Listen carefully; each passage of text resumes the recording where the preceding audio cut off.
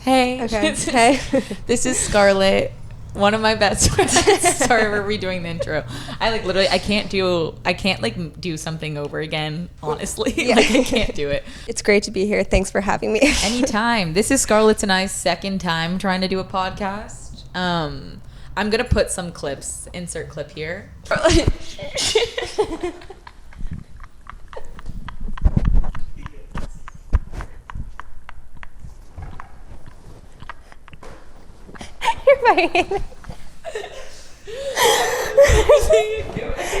You're the one who has to keep it together. You. Fuck. Okay, no, I won't do that. This is my show. So that's why we couldn't really get our stuff together. We were really high on shrooms, and at that point, I wasn't ready to come forward with my drug use, so we weren't going to tell anyone. There was a lot of stuff that I think was going to be cut out anyways. Yeah. So. And then we also, one of the angles got deleted, so we just scrapped the whole thing. We really thought that was a good idea at the time. We thought this was going to make us open the third eye, just let the conversation flow. We didn't actually speak for the first hour of it. We just stared at each other laughing and crying. We were literally just high off our ass, literally just so warm, and we completely forgot about that part of shrooms, which is where you're high and you don't want to talk. Yeah. And all you want to do is laugh. So that's kind of what happened to us for 3 hours. It hit us and we're like, yeah, let's start this podcast now. Yeah, not the best idea. And then I thought today we were gonna drink, and Scarlett's sober, so yeah. 4 days going strong. How long is this sobriety gonna last? I don't know. It's just something I'm trying out. Okay. Why? I don't know. I've just never done it. I feel like I've been especially since the pandemic, consistently drinking almost every day. Every thing I have to go to and somehow ends up involving alcohol. You know this. If you go to an event or hang out with friends, the first thing you do is all right, let's grab a bottle of wine on the way or something. Yeah. So I was kind of do I have control over this? Let's see. I'm not a huge drinker myself, but I'm gonna cut this out, but I teeter the line so much with how much I want to share with my drug use. This is the only subject that I don't know how much I want to share. Yeah. But I'm not a big drinker. So that's why I'm confused, or that's why I'm interested in kind of other people's relationships to alcohol. Yeah. And it's just fascinating. Also, alcohol hits people so much cooler than it hits me. People really enjoy people cooler. Yeah, people people go crazy on alcohol and get to be fun and wild and let loose. And that's what I think alcohol should do to people. It's kind of give them this liquid courage. Yeah, that's what it's technically what the reputation of alcohol is, but it just doesn't do that for everyone. And yeah. It doesn't. Do you feel like that doesn't do that for you? No, it does. I feel like it has.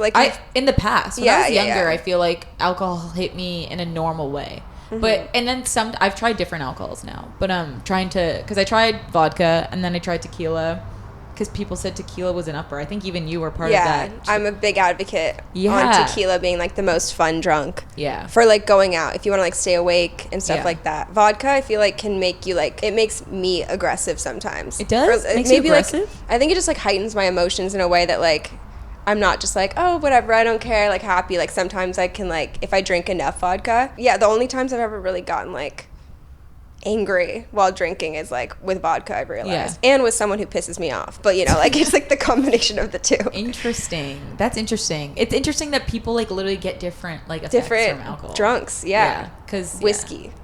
See, I tried whiskey. One. That was the new alcohol that I was trying.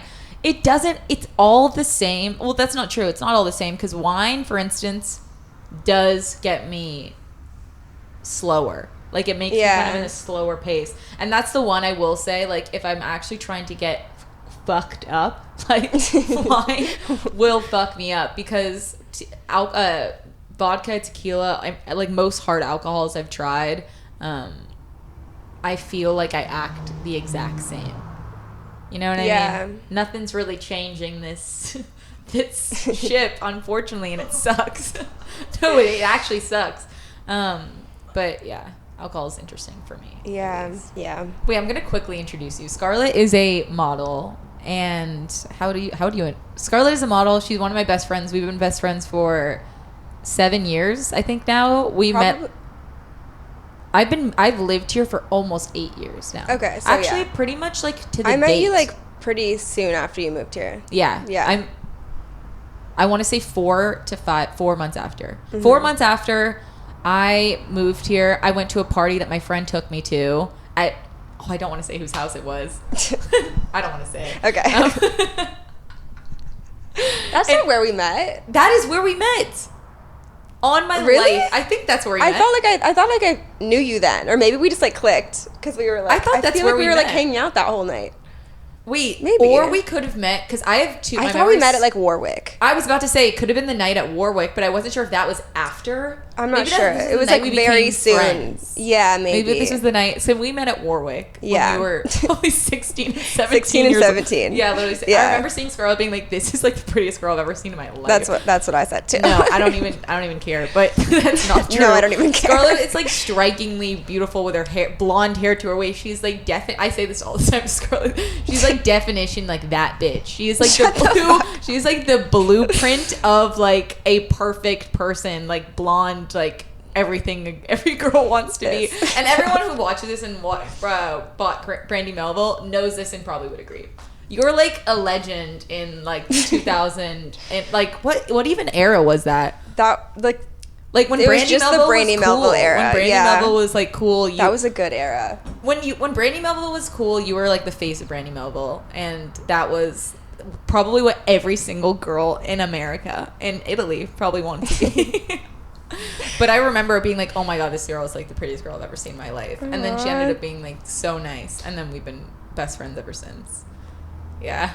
Scarlett's one of the healthiest friendships I have. Wouldn't you say so? Yeah, I would say so. Cool. Like most consistent friend I've had.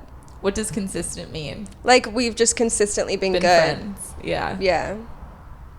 But yeah, so we met at Warwick. I guess we met at Warwick, and then we met at this party for like the first time. This was or I guess we hung out for the first time. And like really got.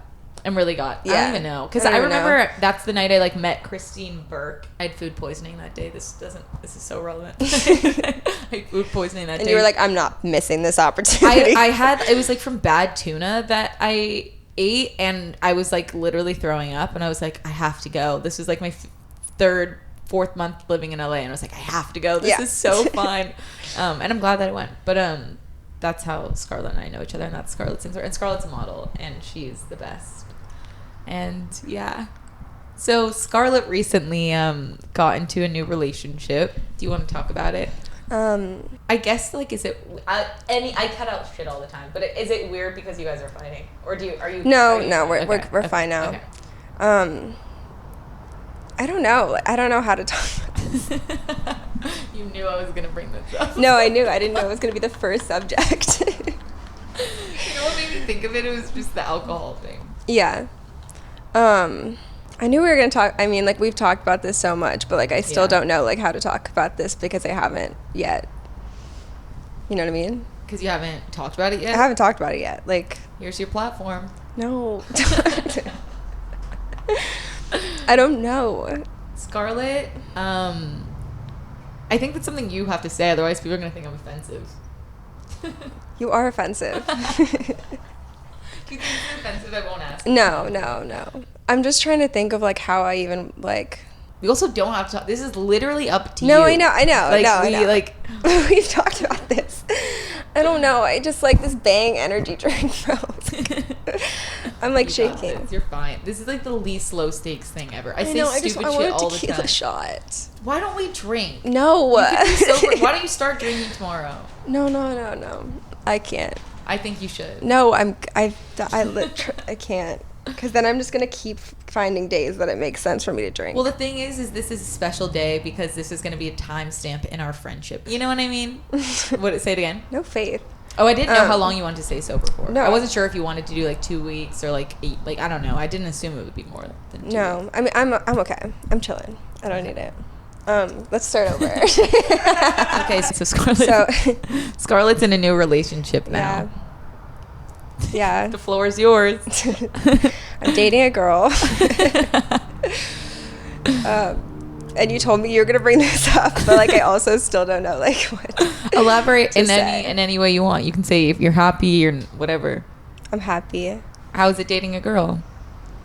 It's great. What are some of the differences?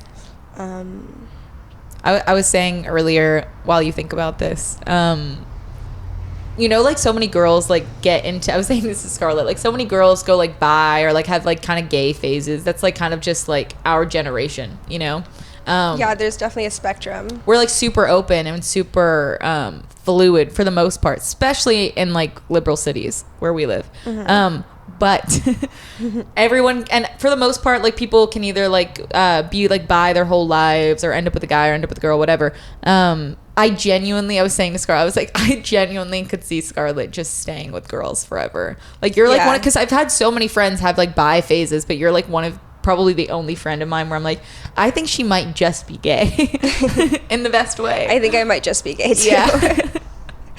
No, I love that. That's like, at the same time I saw it coming, but I didn't see it coming. But at the same time, I'm like, yeah, this makes sense.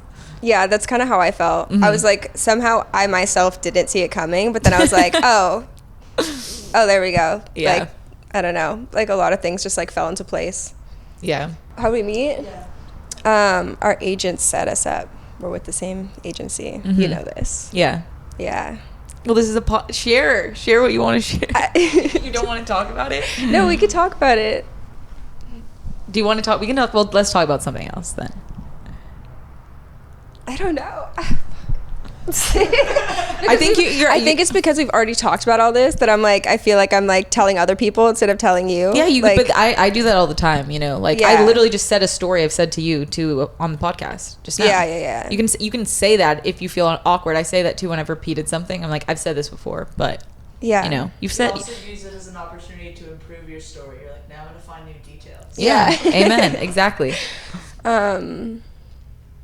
Okay. What exactly am I supposed to say? It's just expressing yourself. So there's no right or wrong. It's just like whatever expression comes out. God, I have no expression right now.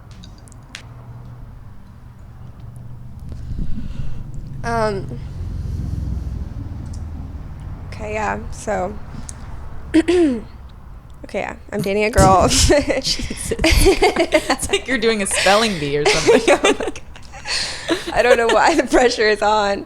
I just haven't like talked about this. Like I haven't like posted photos really. Like this is like the first time I'm really like even like opening up about it. So I don't know, like I didn't like plan it, like what I would say exactly, like how much I would say. So I think that's why I'm like caught off guard. Just like, but how does it compare like being in love with a girl? Like, you know, do the highlight reel of like all the cool things you've discovered. Dating a girl. Well, I would say like the difference is like there's obviously like a lot more emotions, like there's two like emotional girls involved now instead of like I think there's like less.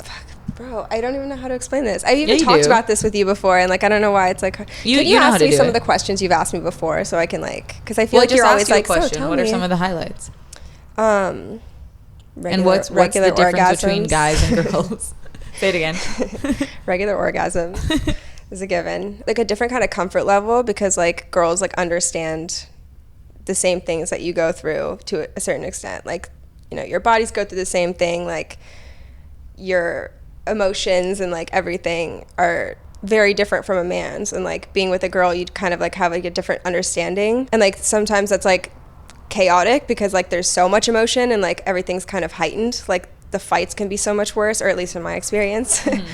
But like also the good parts of it are like so much like better. Like there's just like a different kind of connection that just feels like right. Would you say it's more like a best friend kind of connection that's different, or what do you mean? I felt like best friends with the guys I've dated. Yeah. Like I feel like I always kind of. But I guess like a girl best friend makes it different. Yeah. There's a difference between a guy best friend and a girl best friend. Like I can be like more open. I feel just more comfortable being open about certain things, and vice versa. I was gonna say, do you want to smoke weed? Would that like make you feel better? Maybe. Yeah. Okay.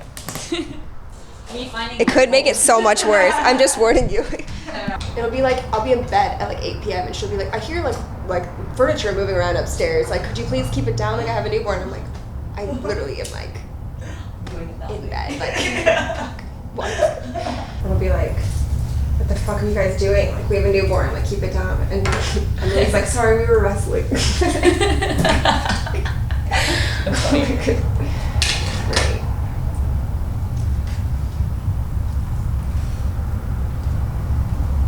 All you. You're like staring at me for a difference.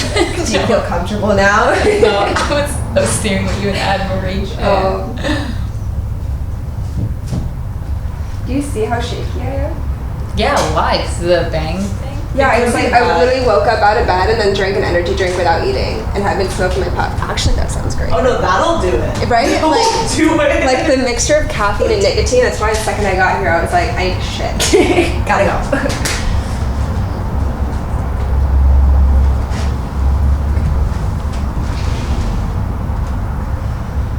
Should we see how this goes with this? Yeah.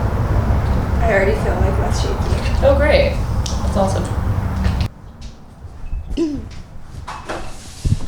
Is everything still working? We can't afford another mishap. And we're back. Okay. So, okay. Women. So women. Women. Yeah, let's talk about this. There's a lot of things that I've been like thinking about that I've had to like do differently, or maybe I've been like thinking about it differently. Mm-hmm. I mean, like having like liked girls forever, but now like having a girlfriend and like being open about that with people I just meet, like the differences in like the way that I probably make it up in my head, but the way that they now think about me, like mm-hmm. if I'm like on a shoot and like changing in the dressing room now and stuff like that with another girl, it's just like things like that, damn. like small differences. That is an interesting like thing to bring up. That's like things I've noticed that I've kind of had to change. Like I have to turn around and like I don't want to make anyone. I'm now thinking like, oh, what if they think I'm like looking at them or something? Yeah, but aside from that, there's not much different. Are you looking at it? That was my next question. I was I've always like admired girls. Like I've always like been like. I think all girls admire girls. All girls admire girls. Yeah, everyone admires girls. Like, actually, even people every who aren't attracted to girls. Girls. Like women are just like undeniably attractive. There's something like beautiful. Girls are like the beauty of the world. Guys would say for sure. Yeah, it's true. That's why there's like that's why guys do anything that they do is to get beautiful women. Well, that's because of sex. That's which is women and guys, but like they're like sex driven. Yeah, it's more for themselves, I think, than like I don't know. But yeah, it is. Yeah, it's for themselves. It's for like self satisfaction, but they need us to do it. Yeah, exactly. You know? So it's like there's a key component there. I shouldn't have smoked. I'll be fine. I want to ask more about your relationship with Emily. I'm like curious, like the difference between being in a relationship with a girl and a guy. A big difference is like I feel like people don't respect female relationships the same way. What do you mean? Like I don't think that they like there's no like judgment or anything like that I felt, but like people will like blatantly hit on my girlfriend. Guys or girls? Girls will blatantly hit on my girlfriend whether I'm there or not. Mm-hmm. Like and she'll be like, oh yeah, this is my girlfriend, and a girl will be like, yeah, like hi, nice to meet you, and then just literally go for it and be like, I've never tried girls before, like I literally like you're making me like question like so much, and like they'll just say this to like someone I'm like in a relationship with where like you would never do that like to like, you know, they'll just full blown like go for it, and I kind of just like find it funny most of the time, but at the same time I'm like, that's a little weird actually now that I think about it. Like I've always like, you know, been like very like both of us like compliment girls. I've always like kissed girls like for fun and stuff like that, and like I think that's like very normal with women, but like I think because the girl I'm dating is more of a masculine girl, they feel like it's like a safe place to experiment maybe. Yeah. No, you do have a hard situation with being with the girlfriend that you have, just because like she would be a lot of like straight girls type, I think. Yeah. You know what I mean? She's not like kind of like a is a term like a lipstick lesbian? Is that a term? Is that a term? I'm pretty. I remember hearing that term on MTV, so I don't know if that's like cool to say. So don't quote me. I don't know. I'm assuming it was cool because it was on MTV. Yeah, she's not a lipstick lesbian. Yeah, but there's like masculine girls and more masculine girls and feminine girls, and there's like everything in between. But like, yeah, she's definitely like she's a beautiful girl who could pass Rose for like vibe. like a Ruby Rose vibe. Yeah. She like looks like Justin Bieber kind of thing, but you know what I mean? Like in a like good way. Yeah. You Yeah. start smart. You're like, yeah. What can I say? She's beautiful. The reason why I think it's cool for you is solely because like you hadn't like in so long like gotten a connection like that with somebody. So I'm just happy that you found someone that like makes you feel that type of way. You know? Me too. Yeah. I haven't been in a relationship for like over a year before meeting her. When I met her, it was like I just couldn't not. Like, we've had a lot of problems. Like, it was probably like the hardest start of a relationship I've ever had. Like, very toxic in the beginning. But I mean, it's still the beginning. Yeah, I think that like it's a kind of connection that I'm like I can't just like let it go. Like, I've tried when things got like hard. I tried to kind of, this is kind of just for you maybe. Like, we're not gonna put this on. We can cut anything out. But afterwards. You tried what? Like, I tried to like kind of just be like, all right, like this is too much. Like, this isn't worth it. But I think it is until it isn't.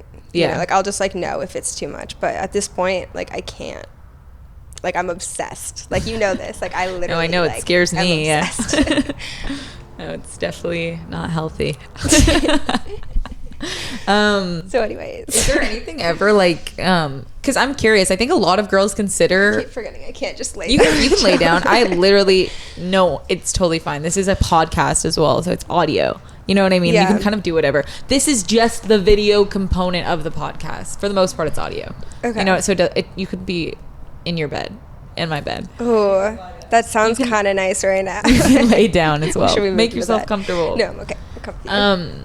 But fuck, what was I saying? That joint is just making me want to like be in this blanket. Roll up in the blanket. Are there? Well, I was saying like I think a lot of girls consider maybe being gay, or am I gay, or could I be in a relationship with girls? Do I like girls enough more than me like just drunk kissing them to date them? You know, there's so many things that goes through girls' heads. I think a lot of girls in our generation can consider the fact that they're either bi or gay. I would say a lot of girls. Myself included, but I'm pretty straight, to be honest. I know that. I love guys way too much. Like, I just know that I will end up with a guy. Like, I just know that because I love boys. I just do.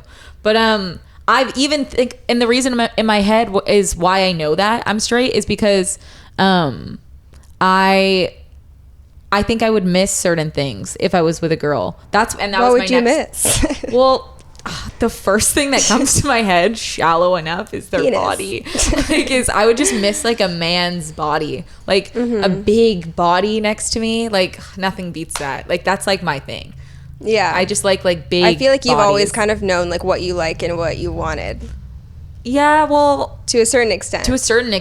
Well, I know like what I'm attracted to, and I know. No, I think the better way to phrase that is I know what I don't like. I know what I don't like. I actually don't know what I like, but I'm very easy to filter. Like, I'm not interested in that, or you wouldn't make me happy, or this or that, or there's something, or I'm not attracted to you. But is there anything in this relationship, like now, kind of like actually doing it and actually being in a relationship with a girl, where you're like, well, I'm sure there's benefits, like obviously, like certain things that like never happened before. But is there anything where you're like a role a guy filled? You can say no, I don't know the answer actually. A girl can't do, or there's something that is missing from the relationship that you feel because it's just two girls. Is there anything a guy, a presence of a man brought that no girl can do? I don't know. No. Love that. Yeah. No, I think that if anything, there's like more components that go into it now. Like, it's complicated, maybe because it's like my first relationship with a girl, but it's like I prefer that. Like, I prefer like the dynamic between a girl and a girl. Maybe I'm biased because like I'm in a relationship right now with a girl, and it's like my most recent reference to a relationship. But yeah, like there hasn't been a moment where I've been like, do I miss guys or anything like that? Like, I think that if this relationship weren't to work out, I probably would be only on the girl wave. Yeah.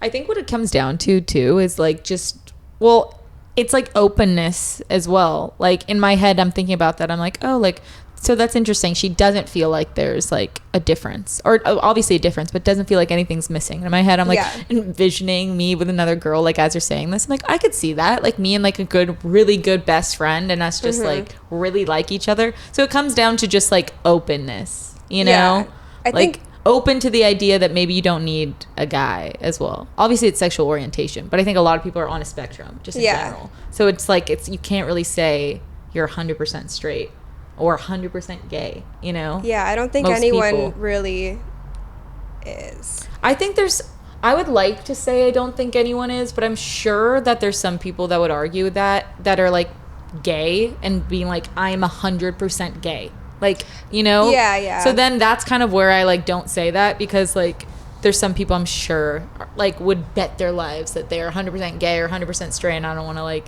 to credit that. But I also agree I think most people like have been attracted to both sexes, like where you can't even control it. Like I'm sure you had instances when I was young. I don't think I knew enough about like real like I don't think I knew what I was saying, but when I was young, I got in trouble at my elementary school because me and this girl came out as lesbian at my very progressive school, by the way.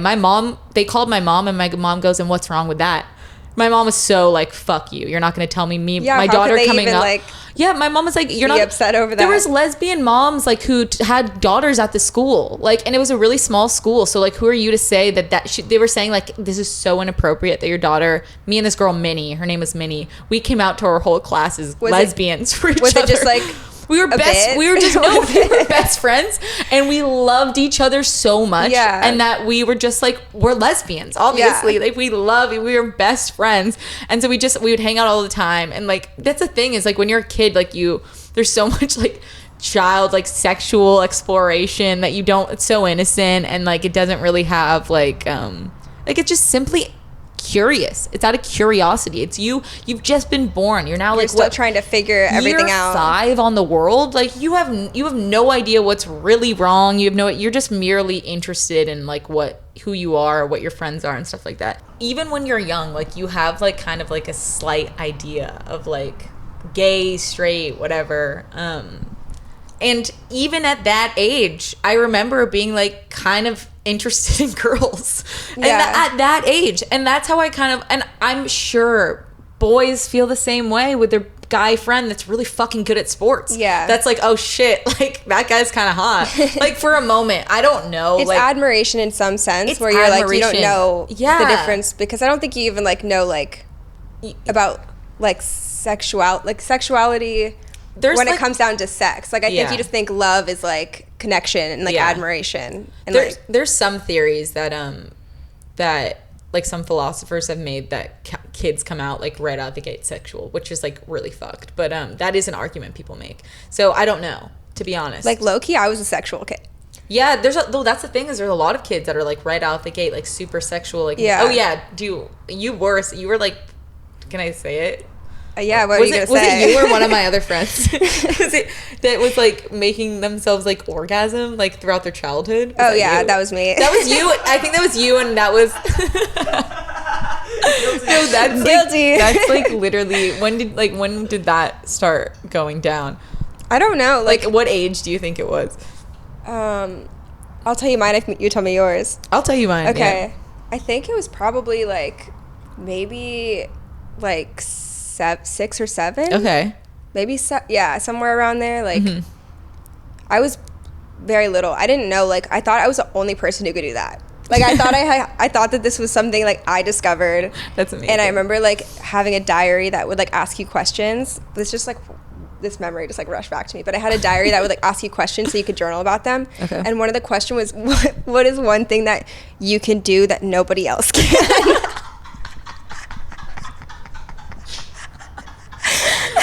Oh my god. And I was like, oh my god, like I know exactly what this is. This is my superpower. In a way, you were kind of right. Like you're probably one of the few 7-year-olds like yeah. really That's going true. there, you know. Yeah.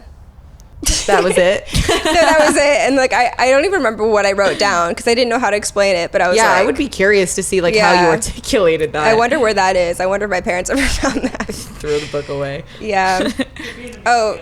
No, seriously. Oh my God, it should be. It should be. Oh my God. I think my parents knew. I think I was just like masturbating everywhere. I like, do not low-key. think your parents knew. I think they knew. Why do you think they knew? Because I vividly remember like masturbating like in the backseat of the car. My parents were with your like, hands under like a blanket. Like I Okay. thought it was like low key, but I was also like I don't think it like I knew it was bad, but I just kind of didn't want anyone to know at the same time. So I don't think I was like to completion. No, I don't know actually. I don't know if I like.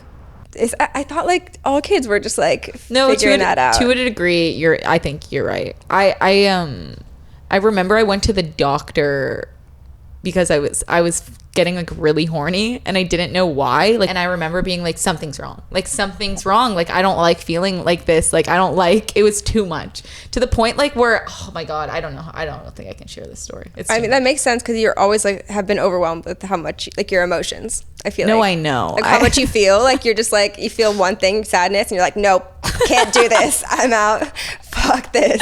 No, I know. I need to stop doing that. I just can't. Like I just literally can't. No, stop. I think that's like part of who you are. Clearly, if like the feeling of like being horny was like, oh God, nope, I don't like that. I'm feeling something right now. Like, got to go to the doctor and figure this out. No, I went to the doctor and I remember it was my first time. I was probably like 10. It was my first time getting like a vaginal checkup. You don't do that until you're like so you're did way you like older. tell him something was wrong No, there? thank God it was a woman. It was actually, and thank God it was Or the her? woman. It was the woman who delivered me. She was like, so I had known her. She was like, cool. I was fine with this doctor. I remember my mom put Netflix on her phone. It was like right when Netflix could go on a phone at this time. So it was like really great.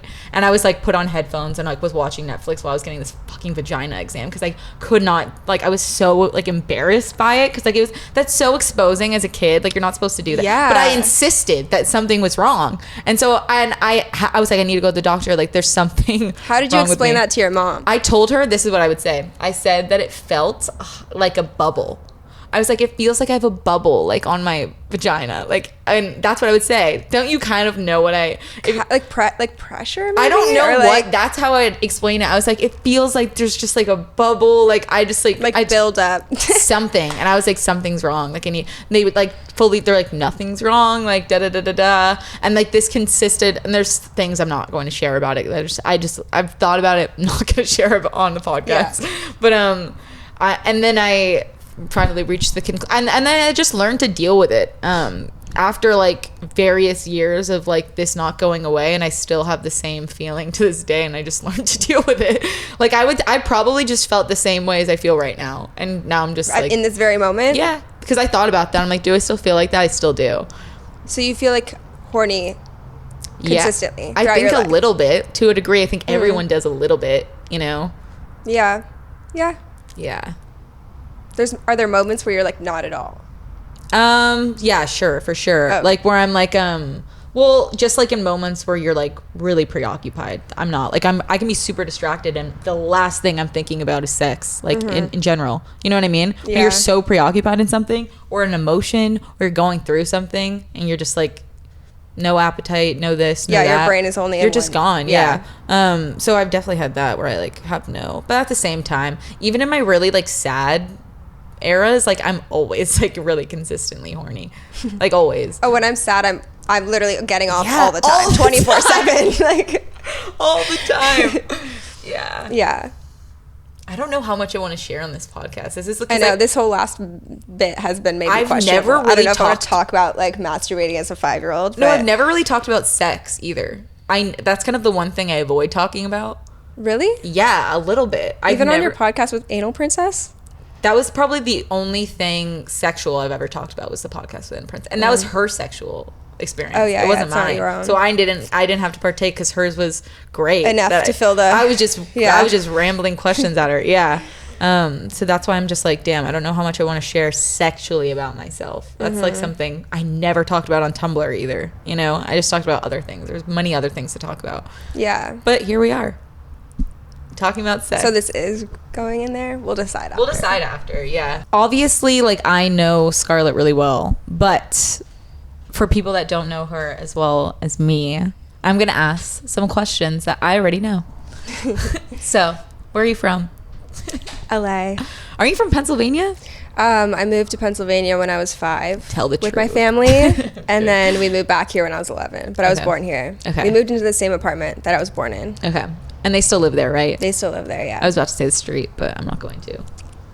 Yeah.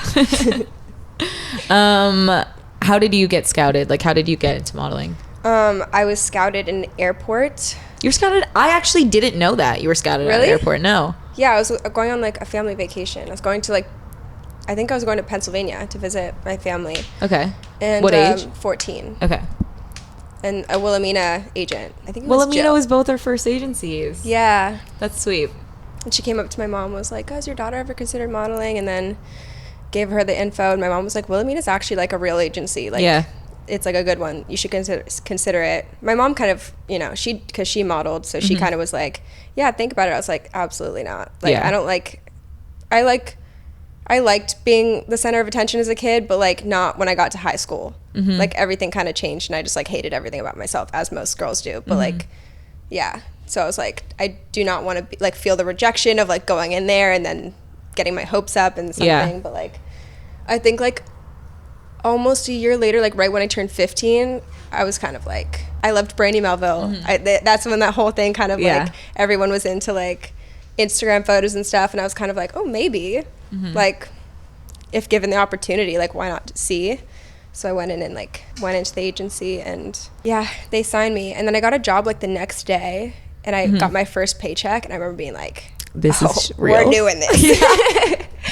Yeah. Like this is a real thing. Like Yeah. this isn't just like someone trying to get money from my mom to like Yeah. pay for modeling classes or something, you Yeah. know, which happens a lot. But Yeah.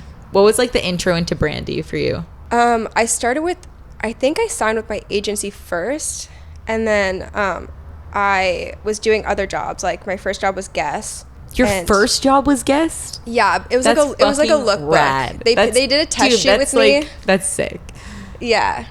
What a great first job. Yeah, it was That's actually great, a good yeah. first job. Like Wilhelmina actually kind of killed it in the beginning for me. I kind of like, I actually think I went to them and I was like, I want to model for Brandy Melville, and they were like, no, Why would they say no? because they said that they hire girls who aren't models. Oh, yeah, They kind yeah. of were like, anybody can do it. Like you want to hold off for like the bigger brands. Like we're booking you for like real stuff. Like trust me, that's the move. And I kind of was like, oh, okay.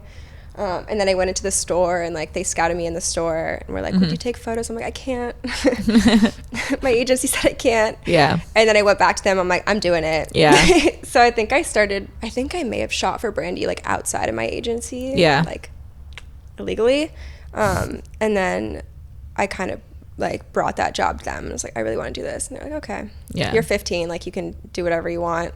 I love how that's the age where you get to decide, oh, you're 15 now. No, I think it was like because I was so young. They were like, you have time to like Play. if you like really Yeah. want to do this job. Yeah. And like I did. Like it was like the shit. What if you weren't modeling, what do you think you would do? I probably would have gone to college and To like do figured what? it out, just to like be like a more like my dad always said, like even if you don't know what you want to do, just like to go to college to be a more well-rounded person. You know, like you take classes and kind of like figure that out along Figure the out what you way. like. Yeah.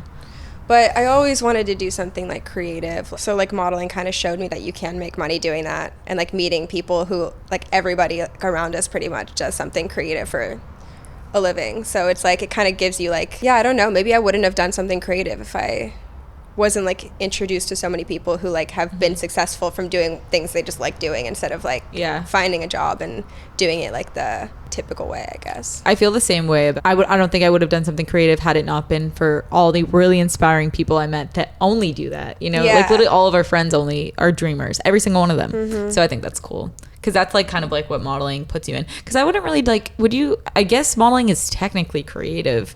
It's like Yeah. photography and fashion. It's like creating art. Yeah. A lot of the time it's kind of not your art. You're just It's- kind of like a prop you're in a someone prop. else's art. Yeah. Yeah. So it doesn't feel creative for me at Yeah. least. Like at least like, It's like very technical actually. yeah. There are like jobs where you get to have some creative freedom, but it's kind of more rare, I feel like. Yeah. Has there ever been times in modeling where you've like want to quit? There was, when I was like 18, I think was like the point where it was like affecting my mental health the most. Like how so? Like I think like having no other life outside of that. Like all my friends at this point were modeling. I wasn't really like keeping up with my high school friends the same. Like I didn't drop out of school. I finished it online, so I was just modeling full time. So I like saw like the real effects of what modeling can do, instead of kind of just like doing jobs on the weekends while I'm going to school and doing schoolwork and like having a life outside of that. So like then that's whenever I like realized like how insecure it was making me. And also it's just hard working that much as like a teenager. Yeah. Which a lot of teenagers do. Like a lot of teenagers and young adults like have to like support themselves.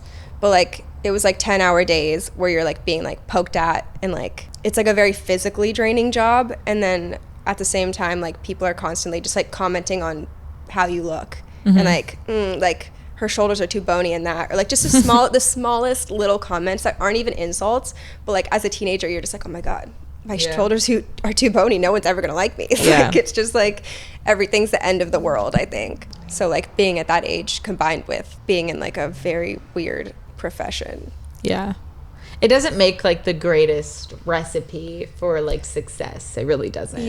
Like young girls in modeling, like it's just, what the fuck do we expect? It's just like so many girls known to be at some point like really hard on like you. Toxic for some people. I've actually like never really had like horror stories with modeling. Like people ask me that and I'm just kind of like, no, like I haven't. I know other girls. There is this one photographer in LA my friend had a bad experience with. Have you had any bad experiences with photographers? Like, do you mean someone like hitting on you, or like something? All of the above. Like, well, I'm maybe not like just a person in a bad mood. Obviously, that's just life. Yeah, no. Yeah. I think I got pretty lucky. You got okay. Yeah, I got lucky. Yeah. There's a mutual friend of ours. I think this photographer is like now blacklisted. I don't know if I should say his name. Probably not, right? I don't know.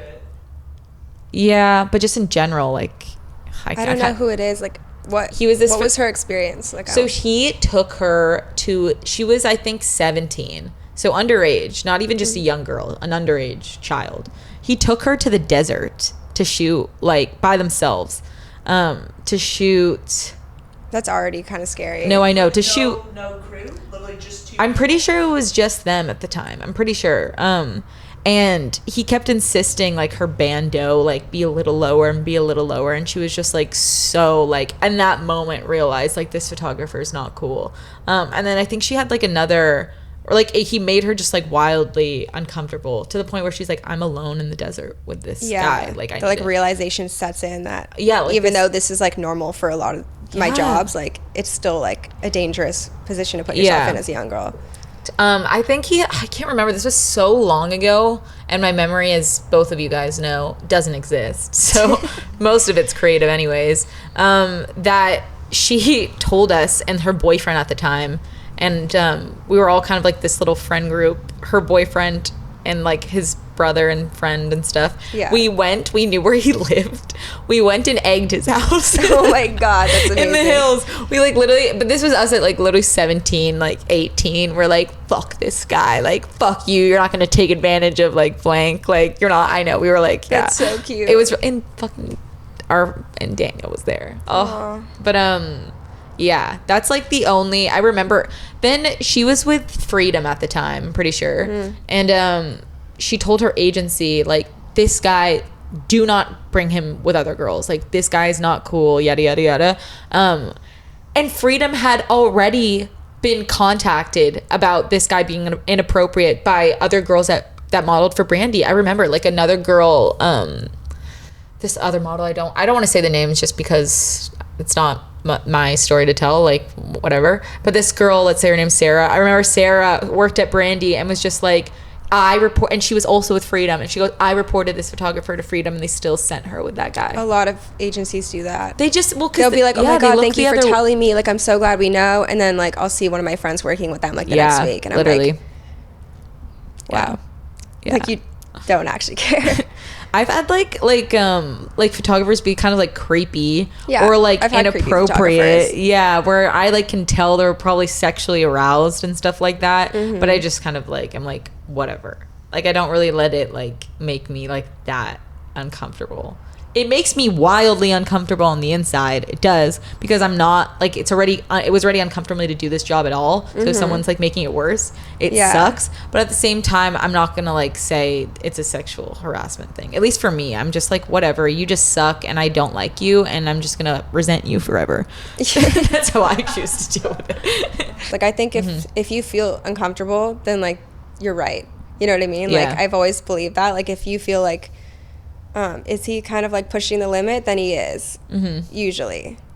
And like, it doesn't have to like go to like the lengths of like a sexual assault to kind of be like wrong. You know that it's wrong. Like, your job is like being put in a room with a young girl and like she's being vulnerable and you're like taking advantage of it to a certain extent. Yeah. So yeah, like I've been in situations like that too, but like luckily never been groped. Never been groped. Borderline. What are you thinking of? I had a photographer, we were like drinking and smoking weed on set. Not on set, it was literally just at his house, and he was like a photographer I like really admired. Oh my, I've shot with him too. He was weird. Yeah. He was weird, yeah. And like I thought like, this guy's so cool, like we kind of like, the second I walked in the door, he was already talking about like his relationship issues and stuff, like kind of just like felt like was super open. Was he talking? Yeah. He did the same thing. I know so much about it, and before ever meeting her. Did he talk about her private parts to you? No, you told me about this though. But yeah, this photographer that we both shot with. This is, explain your story. It's insane. He's so inappropriate. Like, just so. Yeah, I think it wasn't until I like looked back at it that I realized like how inappropriate it was. And then like I think like a couple weeks. Oh no, actually, when the photos came out, my friend hit me up and was like, that man like sexually harassed me, like tried to like grab me by the pussy, like that kind of a thing. And I was like, whoa. And then I was like, wait, I can see that from like my experience. Yeah. Was he on that cancel? Do you remember like was it last year, that list? I think he was. I think Diet Prada posted it, but like it was an original. Was it? I don't know if it was Diet Prada or like Diet Prada just reposted it.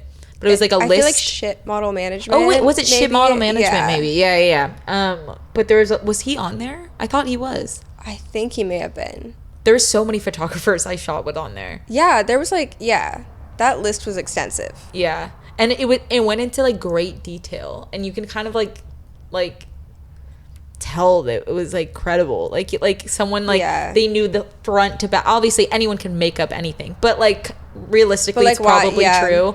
And like it's just so interesting, like hearing like these girls like vividly detailed like sexual harassment encounters. Like it's from people we had shot with and that were like totally cool seeming to me, or like to whoever, like just the world, I guess. And then they have this kind of like sinister like thing. There's like a lot of photographers actually that I can feel, even ones I'm cool with to this day, that I still shoot with to this day, that I'm like, I can tell you're not doing it for the right reasons, but I still go because they take really good photos. You like the photos? Yeah, and I just like suck it up, but I can tell, I'm like, you're creepy. You're creepy, and you probably do weird shit with these photos. Like I can kind of tell because there's something I'm picking up. And a lot of people, I'm not picking that up. So why am I picking it up from you? Because there's probably something there. I don't know. I'm also just like, I also just listen to my intuition probably too much. Your intuition is probably right. Like, yeah, you're still like a beautiful girl. Like a lot of the time, like half naked in front of this guy, and he has like, he's able to like tell you what to do, and like has this kind of, in a sense, like power. Yeah. Also, like, still like a man. They get very easily excited about the fact that they're like friends and like shooting with like naked girls all the time, versus like you could just do this strictly for the art and strictly for like love of photos and photography and like love of like women's beauty, and like not be so excited actually about all like the superficial elements that maybe the real reason you got into this. Like I see that all the time where I'm kind of just like, do you even like photography? Do you? Or do you just like being around models half naked? Because I can't tell. You take good photos, but like a lot of people can learn photos and lighting. Like if you're creative and you have a good work ethic, you can figure that out. Do you think that there's people who like fall in love with photography and get into this because of like their like love for art, and then it kind of ends up turning into that? I'm sure like, where that they exists, get like a taste of this kind of like lifestyle, and they think it's just acceptable to or they take advantage of it, or they find like this is working for them too. Like this is like, I'm getting successful shooting girls, and maybe it's just girls normally, and then it's like maybe bikinis that gets more traction on Instagram, then suddenly you're shooting half naked. Like, I don't think like half these people are like just like doing Malicious it with like when they sinister, I love exploiting women. Like, I don't think that, for the most part. I'm sure there's also that person exists, but it is interesting, like the ones that kind of like set off alarm bells in me of just like there's something that's really not cool about you, that I can tell you're sexually like gratified by your job. That's what I don't like. There's a lot of photographers I can tell are so professional and like are not gaining some like gratification of like, look at me. I don't know. Do you feel like I feel that way? I can name like 2 photographers that I'm like, can you name them? I'll say it to you. You can. I know he fucking like jacks off to those photos when he goes home. Don't you think so? I think he does. I think he does. You know what I mean? Like, that's like what I think in my head. I'm like, why do you even kind of like photographer who like he will talk about, like, I remember the last time I shot with him, one of the last times, and he was like talking about other photographers and like how that's another thing. He'd be like, I can't believe like other photographers like don't get a read on like when girls are uncomfortable. Like he's like, it's so like fucked up that like if a girl says no, then it means no. You shouldn't even question it. Like if she doesn't want to shoot naked, she doesn't want to shoot naked. And then like I was like pulling out outfits. He's like, should we just do like fishnets and nothing else? And I was like, I mean, like that's like pretty like naked for me. I'm not sure. He's like, I know, but like I'm not like one of these other photographers. Like it's me. Obviously, like it's fine with me. And he did exactly what he thought he was like. He thought he was exempt from the rule. Like you know what I mean? Like where you shouldn't even question it. If I'm like, I'm not sure, then be like, okay, yeah, of course. Like let's put on a shirt. Like, you know. But I remember being like, that was the first experience I had that I was like, ew, you kind of suck too. Yeah. So that's the funny thing is we started this by saying, oh no, nothing's nothing's ever happened to us. And then we like really break it down and we're like, they all kind of suck at the end of the day. A lot of them do. But that's the thing. It's funny that he said that because it's almost like he's like, this is what I want to project out. Like, I'm going to say all the right things of like this and that, of like almost convincing himself that he's not like one of the other photographers. Like I can't believe all these other photographers don't know when to draw the line. Like telling him, like it's like he's saying it to himself. It's like, come on. Like if you were really manipulative, if you were that secure, you just wouldn't say anything. Like you would just like know that you aren't like that. If you really felt that way, why did feel the need to ramble on about it for 20 minutes of how you're more different than other photographers? I don't know. I think that's like funny. Because people that wouldn't feel that way just wouldn't feel that way. Wouldn't feel the need to say it. I'm sure there's exceptions. I'll say that, but I don't know. I think that's funny. I think like a huge like portion of modeling is just like knowing when to shut up and like picking your battles, and like that's why it's hard. You know, it's like I'll wait for this car to pass, but it is like a tough industry in like that sense. You know, you kind of would you agree with that? You have like full control in a sense. Like you can say no to things. You can pass up jobs that you don't want to do. At the same time, like having that much control over your life, a lot of the time at like a young age, you don't know where to draw the line for yourself. So like you'll maybe allow things that you wouldn't, having like grown up a little or like experienced life a little more. What was I saw some article today. It was like an actress and she was talking about like being taken advantage of when she was 17, and like they'd have her like walk around set in her underwear and stuff like this in between scenes. Like it was just so normal for her. And everyone was like, well, you had control over that situation. You could have said no. You could have done something differently, or just not done the shoot. And it's like, well, now she's a 17-year-old having to decide between losing her job and probably like, you know, having this now out there as well.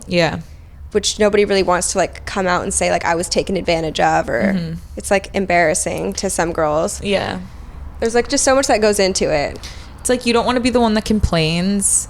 So at least that's how I feel. So I've like therefore never complained, to be honest. And that's why I'm like, it's partially knowing, like, obviously if I ever was actually in a situation where I was like sexually groped, something like that, I'll say something because I believe in justice. Like I'm on that kind of stand of that. But like a lot of the time it's just kind of like seeing the flaws of what it is and like not letting it like affect you as a person. And that's like half of modeling is just like not like just picking your battles, I would say, of like, what is this really like that important? Like, or do you want to make a lot of money this day? Like, you know what I mean? It sounds crazy. That's why modeling is so like controversial to like, for young girls. Should young girls be doing this job? Yada, yada, yada. Like, it's just like, because it is kind of sleazy in a lot of ways.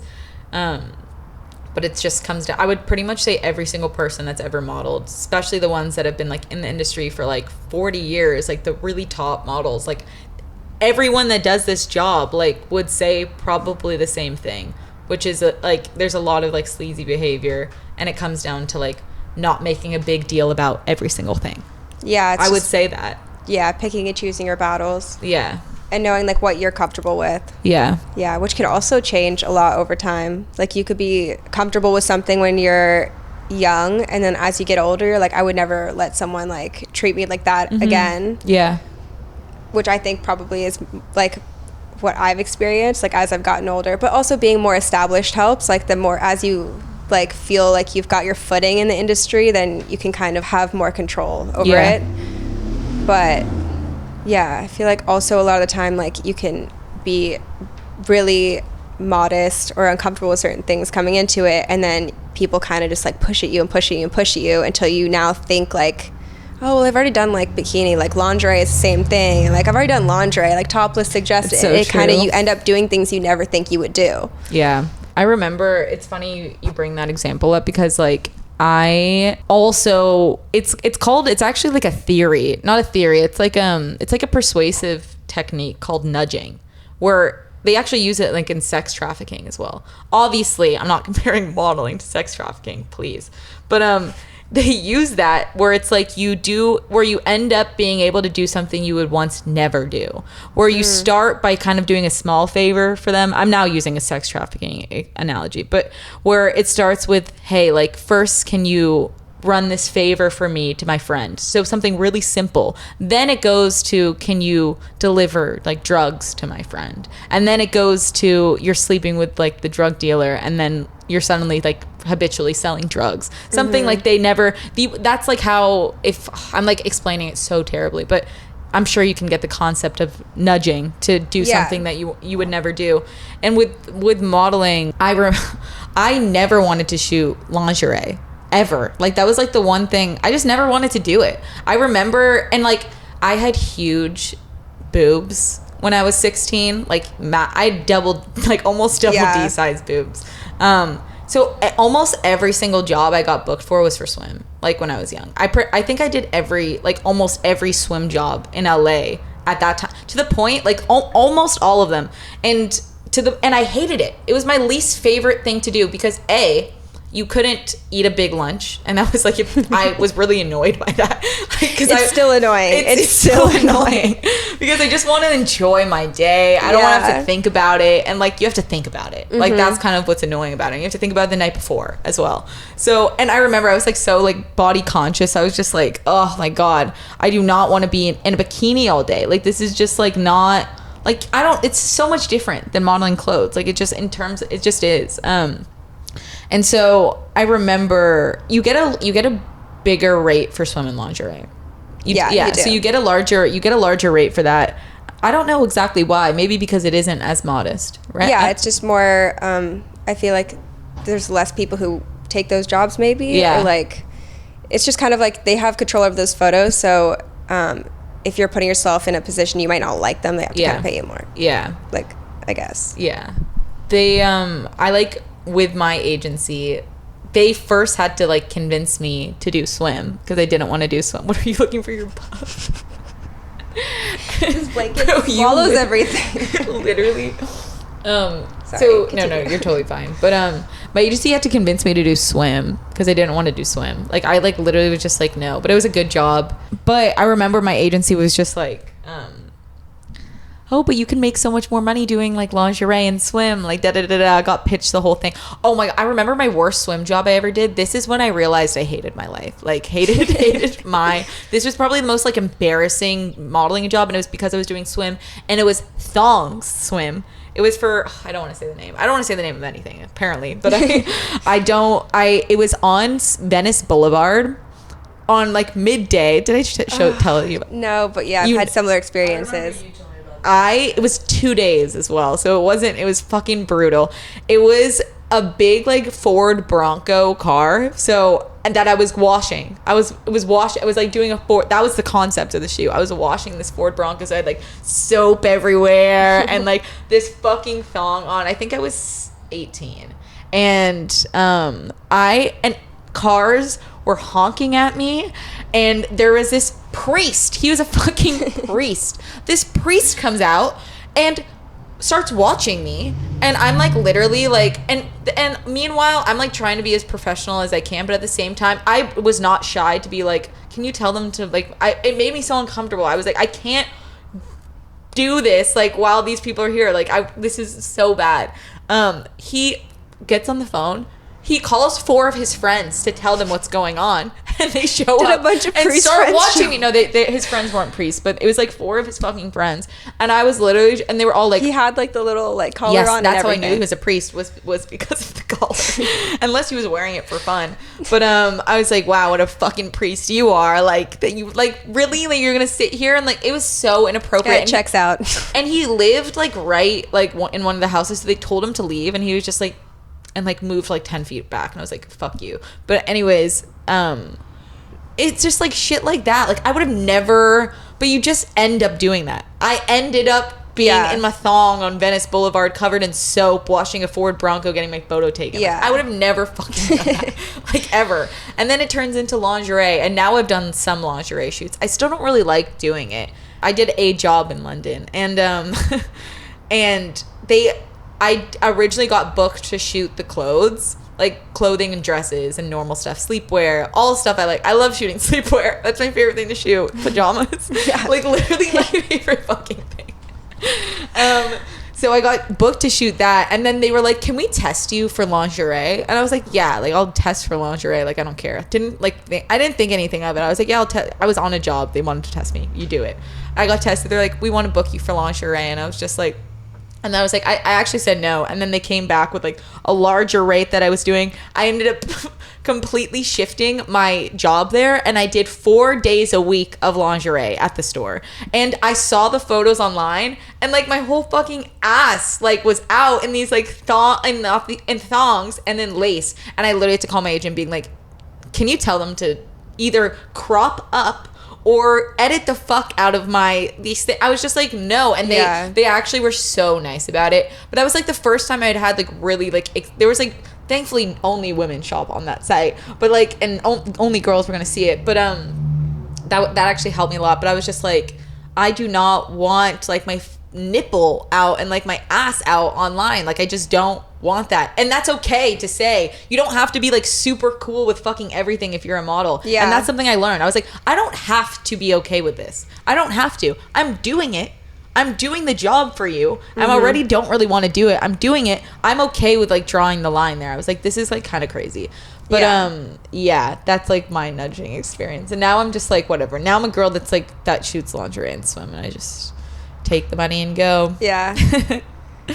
I do what like I get booked on, which is like, but since I've cut my hair, I don't really get lingerie that much, which is nice. This is what I wanted. This is why you keep it short. This is why I keep it short. Yeah. That's the thing with modeling, is you don't know what you're going to do day to day. And like most of the time it could be chill 90% of the time. And then there's like the 10% where you're not getting a slip that says, this is what your day is going to entail. You're going to be in a thong on Venice Boulevard with a priest watching you and calling it. You know what I mean? Like, so true. Literally. Like you just don't know what can happen and like how you can end up in these situations. And a lot of time you're like, I thought I was like chill like that.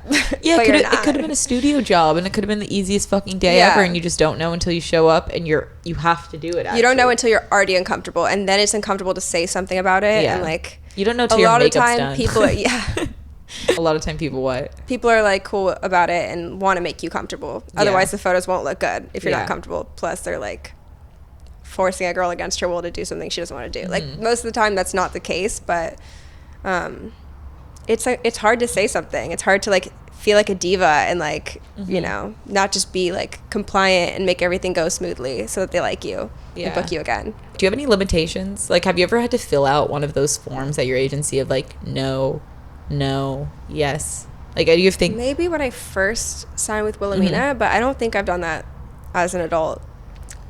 I'm pretty sure my new agency made me do that. I've said the only thing I don't shoot is fur and my full tits. I don't shoot nudity. I've never shot nudity, actually. I've only shot like inferred nudity. That's just me, though.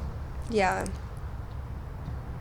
I mean, my agents are kind of the ones who push no lingerie and stuff like that. Oh, that's nice. Yeah. So your agency had your back. Yeah, my agency definitely has my back. And if I text them and say like something is bothering me, they'll be like, oh, like they'll figure it out and do the talking and make it seem like they're the ones who like aren't okay with it, which is nice. So it's like I'm not like being a diva. Why were they against you doing lingerie? They're not against it. Like if a job pays well, they'll bring it to me and be like, do you want to do this? This is the rate. It's a pretty good rate. And I'm like, yeah or no, you know? And it depends. They didn't want me doing it's just that they didn't want me doing just that. And like for a while, like you said, like that's what I was getting booked on was like swim and lingerie. And my whole Instagram, like I did a deal with a lingerie brand recently, but it was worth it for me. I was kind of like, I'm gonna capitalize on my Instagram account because like why not? Like it's just like my agent would always say, what else do you have it for? She's like, what good do you think it does you if you never post anything? Like, why do you have this then? Yeah. And I'm so bad. The issue is I'm so bad about posting like other stuff that like whenever I do ads or something like that, it's like all that you see, like, you know. But yeah, they just didn't want me being like labeled as like a sexy girl so that I could do cooler stuff too. That's pretty much it. Well, my agency was totally cool with me being sexy. That's what they push me every day to go back to. Because it pays well. You're going to get paid well. They're going to get paid well. But then the longevity of it, it's probably still there. Like you'll still always be sexy. So like you could do it for a long time, but you're just not. It's like a different kind of, it's kind of like a different type of modeling from fashion. Yeah. Well, realistically, like the best girls can do both, like super sexy and like super high fashion and stuff like that. Yeah. My agent that I'm with now, I've been with her for like 5 years, I think, at 2 different agencies. She's like so old school and like love her to death, but she doesn't like see a lot of things that like young people would like get, you know. And she's like just very old school in like that way, and she just like still wants me to grow out my hair and get rid of my bangs and just like be completely like sexy again, and she's just like waiting for that. She does not get like anything like she's just one of your agents. No, she's my main. She's Tana. It's Tana. Oh, at Elite. Tana wants you like that? Tana, she like she just thinks that's like my best form. She also likes she's also cool with my bangs and I like during the pandemic I was just like I'm doing it because I would have colored my hair by now. Like I would have dyed my hair purple or like light pink. I've wanted to for like since I was a kid, and I can't because I'm modeling. There's so much stuff I would love to do. There's so much stuff I would do too. But I literally have never been able to do it because of modeling. And the one thing I was just gonna do is cut my hair and make it. I just like really wanted to do that. It's also like it's like malleable enough. Like you can change it to fit into different vibes still. It's not like if you show up with like bright pink hair, then that's like a specific vibe you can't do much about. Yeah, no, hair color for sure is I never did because it's so like it's too alternative almost, you know, like you would only really be getting alternative bookings, like jobs that are like really like alternative, and unless it's like pretty much so I just like never did that. But I would love to. If I wasn't modeling, I would have probably colored hair, at least have tried it by now. But I've just been consistently brunette. What would you do? What would be the first thing you would do with your hair? Purple? Light. I was actually thinking this like 2 days ago of how bad I would love to color my hair purple right now, especially because it's short. I would do lavender and I would wear it the same. And I would, oh my God, I want to color it purple so bad because it's like finally short enough to do it. I would love to have purple hair. That'd be cute. It would look so sick. I'd get so into like styling it as well.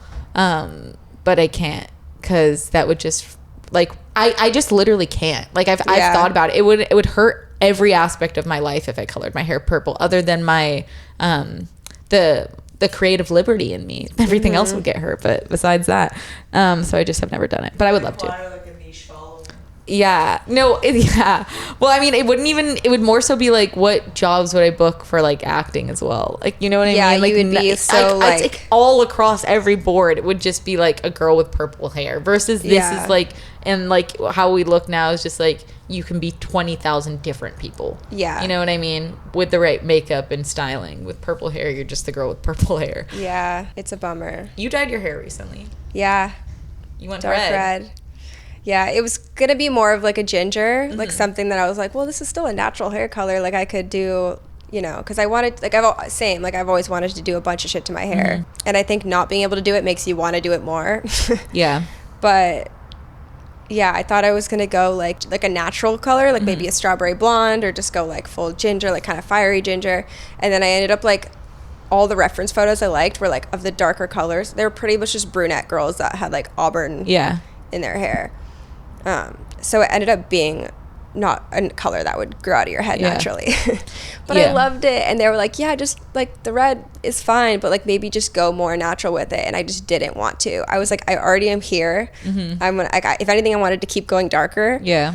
And I just wanted to do like or brighter red or like something that, because I just felt so like, felt like you. Yeah, I was like finally doing something that was for me, like even though it didn't benefit me in my job. And then I'd book jobs, but like I was not making like nearly as much money, because the jobs were they were here and there, and like it's more of a specific look than just being blonde. Like they can make you whatever you want. Yeah, I thought the red really suited you. Like it was like literally, really? Obviously you suit blonde so well, and this I think is like the probably more objectively like people would like this hair. Like I know I'm not like I say that with like a grain of salt. People think my objectively best hair isn't what I look like right now. Yeah. So I just say that because that's how people think.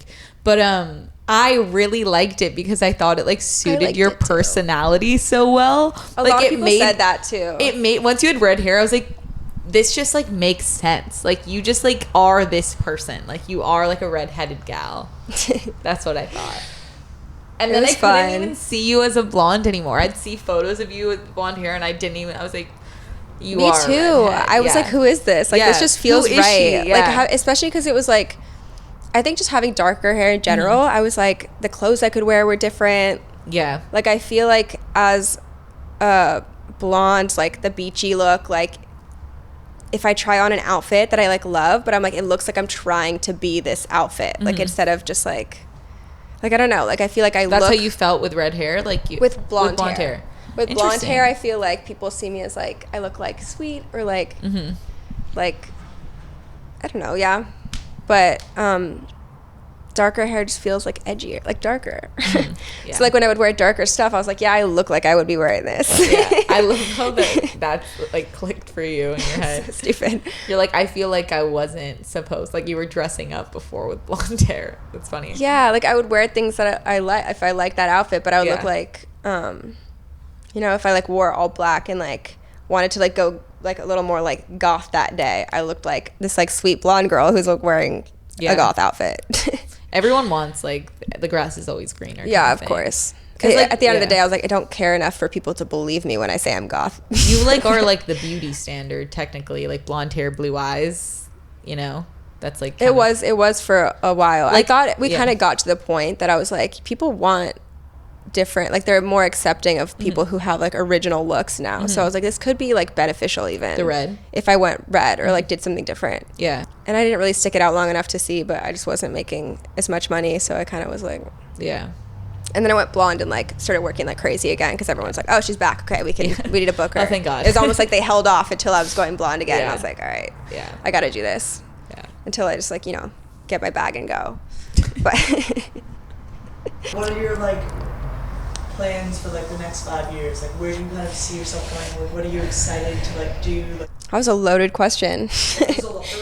there was a few different My dad asked me this recently. I don't really have an answer because I've literally never known. I've never known like what I wanted to do, what I wanted to be. Like it changes every day. Like even as a kid, like I would be so certain like I'm gonna do something. Like I would find a hobby and be like, I'm gonna be what was an architect. I loved building these blocks and like that this is what I meant to do.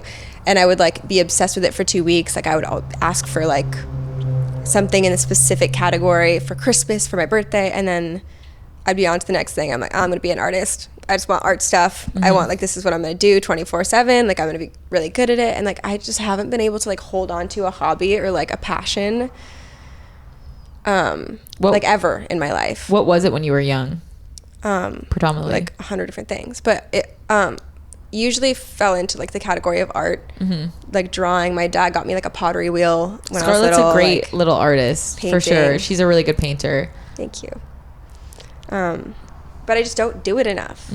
Like, and I'm like, do I not care about it enough to like want to do it all the time? Or like, you know what I think know. it comes down to? This is me just like saying like things to myself, so this might not apply to you, but I say things like this to myself all the time to like give myself reality checks of like, you're probably unfocused because like of your career style, because like you haven't needed to be focused. You haven't had a firm, this is like honest. And sometimes, you know, like sometimes you just need to say this to yourself. At least I say this to myself. Well, I don't even know if this is true. Like, this might not even something you have to say, but like, to at least take it in consideration. Like, maybe I'm unfocused because like you haven't needed to ever be. You know, most people have to be focused in some way, like where they don't like make like a really good living off of just modeling, you know? Like, modeling's such a chill, like it's the fact that we can like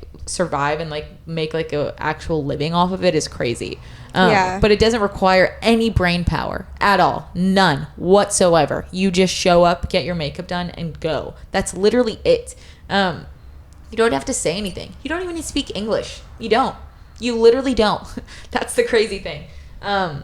So if you get by for that amount of years not doing anything successfully, you're making enough money to survive, and you're also rewarded for like partying and socializing and like connecting. Like, you're rewarded for like being social, going out. Your life is just like, well, of course you're not going to be focused. Of course you haven't really found something you've stuck to, because it's just like you haven't needed to. Like, if you weren't modeling and maybe you lived in Pennsylvania, maybe I think about this with myself too. I go, who knows how more of a dynamic person I would have been had I never been rewarded solely on what I looked like, and that's what I thought was my only thing redeeming I could do. Quality. Redeeming quality. Like, who knows, like, if I would have been like a director or been like an editor. Like, who knows? Like, I don't know what I would have been into had I not been put into this like pause button where you don't have to do anything. You know what I mean? Like, I say this to myself so I get out of it, of just like break out of it, like focus, join the rest of the real world, like stop being like a little bitch. That's what I say to myself. Just because like everyone's a victim of their circumstance. It's not just models. It's just like anyone. It's like anyone is caught up in some sort of like, just I guess their own reality. Like, it comes down to that. And whatever it looks like for you. And we're in this reality where it's just like, we haven't really had like a strong need for us to be like super needed in the workforce because we've been rewarded on our looks. It's kind of taboo, but I think about it because like it's helped me in ways, like doing modeling for sure, but at the same time, like, how has it's probably also really hurt me in my involvement in terms of like what else I would have done, you know, if I didn't have this crutch where I get to do nothing. We're not doing anything. Modeling isn't anything. As much as you want to like say, even like top models, like even if you're literally the top model, it's an art if you're a performer. Like, if you're a good model, you're performing. So that takes skill to a degree, a little bit of talent to be really good at it. And that's kind of all I would say. It doesn't really take much thought. I wouldn't say it takes thought. I wouldn't say it takes like real intelligence, just performing ability. So I don't know. It's just kind of like an interesting thing of like, maybe this is why, you know, I at least take it into consideration so I break out of it, you know? Yeah. No, that is definitely like a huge part of the reason why a lot of the models, you know, don't really do anything on the side, because like you don't need to. And like, I mean, so I think it could be someone's passion. Like, I think that there's girls who are very passionate about modeling and they show up and like they have, you know, they contribute their ideas and they feel like fulfilled in that. But I think kind of being thrown into it and like learning to love it is different than like it being something ingrained in you that like is your passion that you like love to do. And like also I think both of us like had to learn to kind of like even get used to like having our photo taken and like being comfortable with strangers every day and like all the judgment and stuff that comes from with it. But yeah, I know it's like now all of a sudden I'm 25 and like my creative side has been like put on pause. You just get comfortable. This is like at least a voice in my head that I'm just like now bringing out loud, but of just kind of like stop being a lazy model. Maybe you don't work maybe you're lazy because of this and this. Like maybe take it in consideration because it's probably true. I don't know. This is what I say to myself. You don't obviously have to listen to it. Pretty mean, but Also, like maybe the flip side, like a softer and like see yourself as a painter or an artist, like just like think of that as your identity, not like something that's like on the side. It's like I'm a model, I'm a painter, I'm a this, and then you do stuff that affirms your identity. That's an interesting way to put it. Like if like we see ourselves as models because that's like what we do mainly, and like usually you don't consider yourself like your hobbies or like what you like love. That's just a part of who you are. But like we're like oh, like what do you do? I model. But you don't typically say like you have multiple jobs at this point. Like you're a model and an actress. Yeah. And you have a podcast. Yeah. I forgot about that. I have 2 full-time jobs, which is podcasting and modeling. And then I audition as well.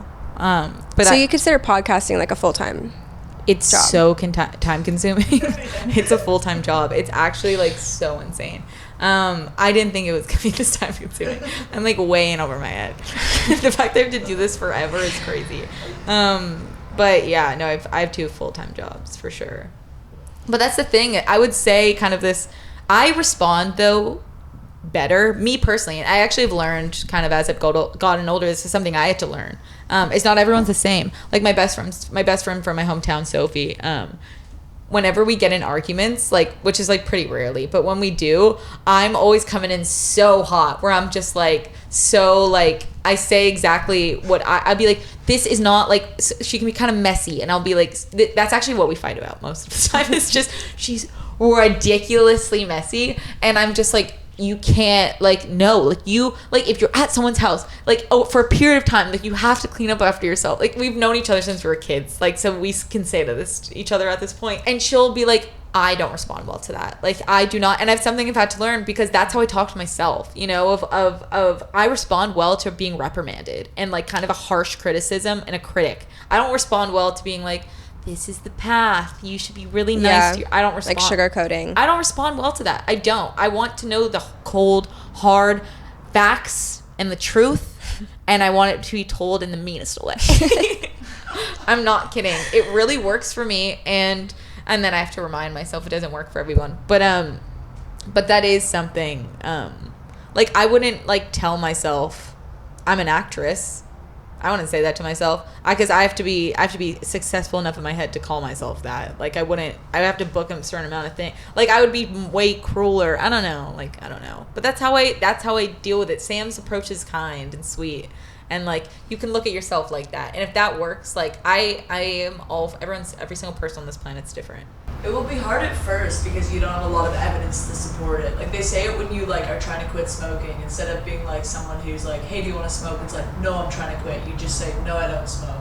And like it will seem like you're a lunatic at first because your friend will be like, dude, you were smoking last night. Like, no, but I don't smoke now. Like you have a lot of evidence to support it. But as you go on, you accumulate it. Mm-hmm. I think that you like should lean into your creative side more.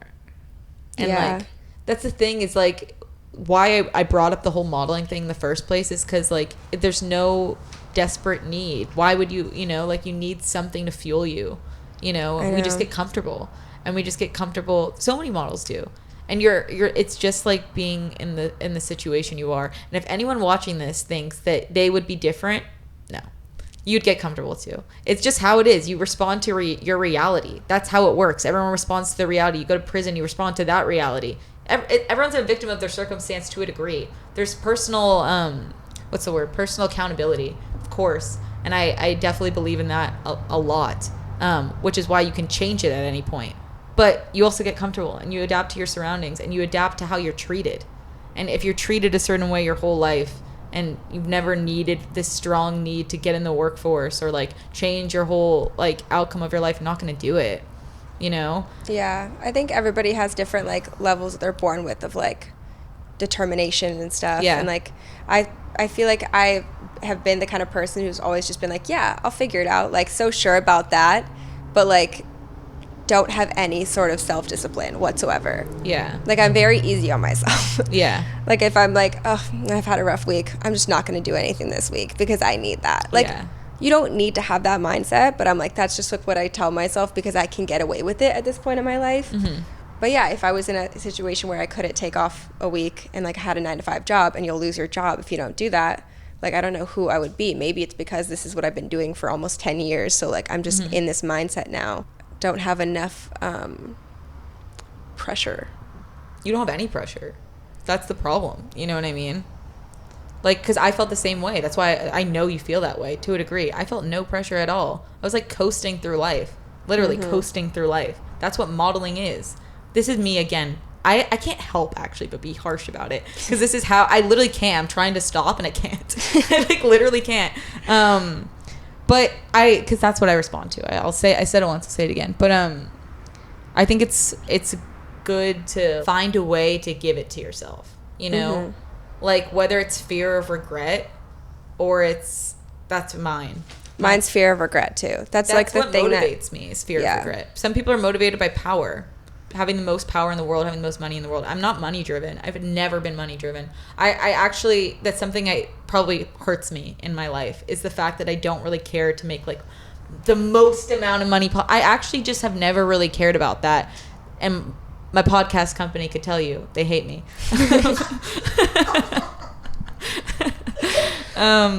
But it's good to give yourself something to fuel you, to propel you. And if it's nothing, if you have no pressure, I didn't have strict parents either. You know, a lot of people are fueled by wanting to make their parents proud or wanting to live up to their parents' unrealistic expectations, or their brother's a doctor and their parents were all doctors and you have to be one too. Like I didn't have that. I have no pressure on me. And then I was given this life of being a model, and same with you, where it's just like, here's a life of never having to work. And what the quintessential retirement plan for modeling quintessentially is marrying someone. I've heard agencies say that, where they go, a girl, like a famous model, I remember this old agency I was with, she married this guy, this like billionaire, millionaire, whatever, and they're like, oh yeah, she just did and they were so candid about it. Oh, she just did the classic model retirement plan, you know, marry a billionaire. And I heard that and I was just like, this is what people think of models.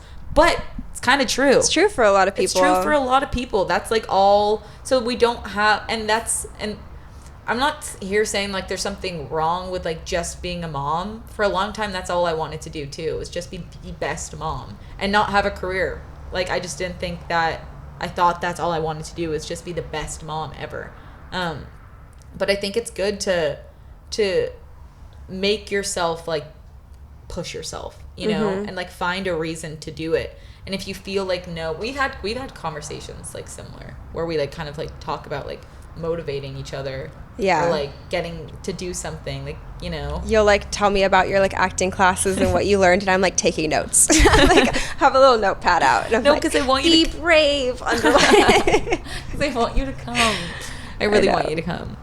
I know it's one of those things I know I need to because it makes me so deeply uncomfortable, but that's why I need to do it. Yeah, is like that's such a vulnerable thing. Like I'm at the point where modeling now is like, it's just so normal that like when I show up and like I'm in front of a camera in that way, it's not, I don't even think twice about it. But like when the second someone's like, oh, like we're gonna do a little video portion, my whole demeanor changes. Like it's crazy. It's like, it's literally the same thing. And like I can do that. I've done commercials and stuff, but like the amount of like stress that I feel inside the second that situation slightly changes, I'm like, I don't understand. I don't understand why.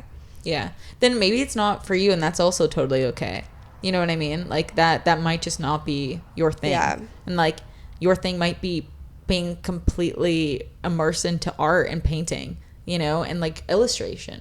You know, like maybe you'd be a really great the reason why I'm so like on this case is because my point is like there's more to you than just being pretty. And that's what modeling is. It's like all you are is being pretty. And I know there's like more to every single girl. And like what if we never did modeling? What would we actually be good at that uses like who we actually innately are with our skill set, with our passions that we innately have? And so I'm just curious, like, because you are like a multifaceted person. Like you actually are. It's just you just don't feel pressure to do anything with it, which is like a lot of people, a lot of like trust fund kids feel no pressure. And I would say the same thing to them. Well, like it's probably because you're a trust fund kid. It's probably because you're a model.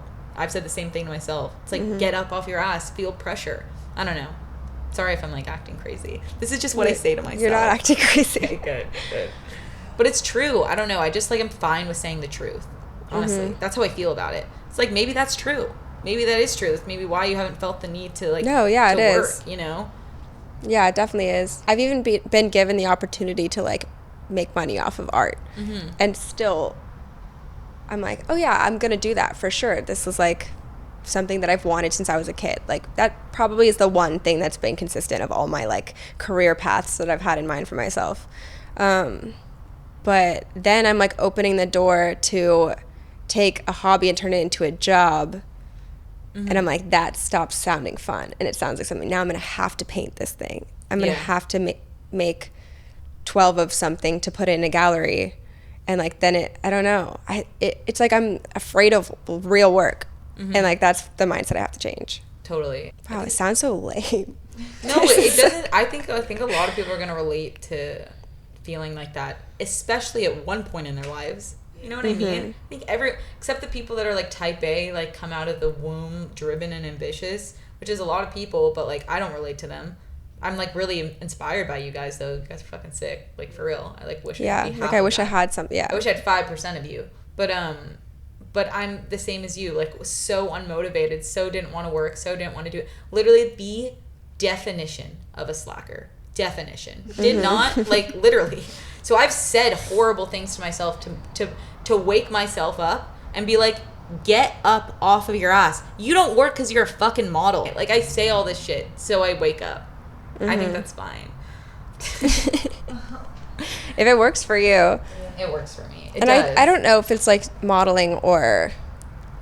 For me, it's modeling. At least that I know that's the reason. I think it's why like what for me. modeling's given you. Like I think it's that you have security in a lot of different ways. What do you mean? Like you can make money off your Instagram. If you wanted to quit modeling today, you probably could and make a living off of like TikTok and Instagram and stuff like that. And now you have a podcast because of the platform that modeling has given you and people are interested in what you have to say. So I think it's maybe more because like there are models who do wake up every single day, you know, bright and early and go to castings all day and do test shoots all day and make very little money and like have to work very hard to even like pay rent. No, totally. So there's different like levels to modeling, and like I think that we've both just gotten to the point where we can be comfortable. So I think it's like that's a good point of like there is that aspect of modeling, and that's the thing is like when you're in New York, like that is kind of what you're doing. You go to castings every single day. Yeah. Or you have days where you have no castings, or you have like two weeks where you don't work at all, and your friends want to go on a trip and you can go because you don't have a 9 to 5. So like regardless of there's still so much free time in it. And that allows so much just freedom, like just blatant freedom. I think it's just like finding something that motivates you. Yeah. We need to find out. We need to get to the bottom of this. No, I think like, I do have things that I need to find something that motivates me, like to the degree of like maybe making it a priority outside of modeling. Like with the amount of time off I have, like to be like, this is my job today because I don't have modeling. To a degree, like to make that step, it's like changing your life, you know? So it's not just like, I'm gonna like try for a period of time and then like quit again, you know? Because that's what it can be. It's more so just like that's deciding to be a different person, you know, is what it kind of really is. It's that kind of decision. You have something consistent, which is you love to illustrate.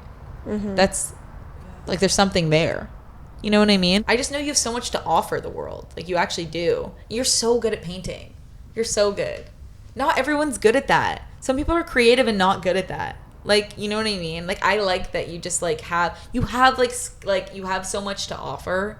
You could also just be, like, you could maybe not use, if you don't want to do illustration, you could use, like, your people skills. You could be, like, a really great, like, this is, like, a random job, but, like, if you have really good people skills and empathy for people, you could be, like, a social worker. You could be, like, a really great guidance counselor. Like, that would give me purpose, that kind of talk job. So maybe that doesn't speak to you, or sound interesting, but it would be a really cool job, you know, like those kinds of things. Like, there's so many things beyond, like, just modeling that you could do. Yeah. I think. And I think you know that. Yeah. Yeah. I think I've just been waiting for, like, the time in my life that I feel motivated to do it. And, like, I think I've told you this before, like, been so focused on, like, love. Like, that's, like, the number one, like, thing that drives me, determines my mood day by day. Like, I've, like, always been, like, a relationship type of person, and, like, whether I'm, like,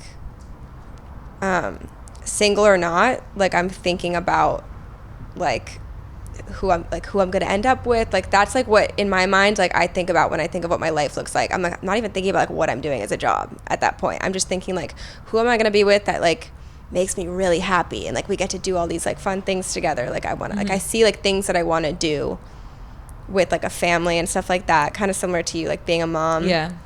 But no, I don't know, like, in 5 years what That's, like, having Scarlett as my friend, I think we are, like, literally opposites in this way, because I learned so much from you being my friend, and, like, you as someone who, like, leads by like, how do I phrase it? Like, you lead your life guided by love, essentially, is what you're saying. And I don't. Like, I'm so analytical and so avoidant that I don't.